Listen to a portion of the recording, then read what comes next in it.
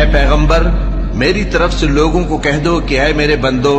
جنہوں نے اپنی جانوں پر زیادتی کی ہے اللہ کی رحمت سے نا امید نہ ہونا، اللہ تو سب گناہوں کو بخش دیتا ہے،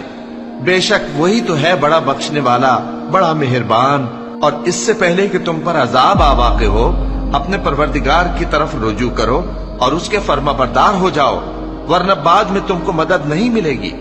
اور اس سے پہلے کہ تم پر ناگہاں عذاب آ جائے اور تم کو خبر بھی نہ ہو اس نہایت اچھی کتاب کی جو تمہارے پروردگار کی طرف سے تمہاری جانب نازل ہوئی ہے پیروی کرو۔ ایسا نہ ہو کہ اس وقت کوئی شخص کہنے لگے کہ ہائے اس کوتاہی پر افسوس ہے جو میں نے اللہ کا حق ماننے میں کی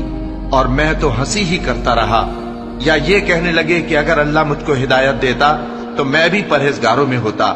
یا جب عذاب دیکھ لے تو کہنے لگے کہ اگر مجھے پھر ایک دفعہ دنیا میں جانا ہو تو میں نیکوکاروں میں ہو جاؤں۔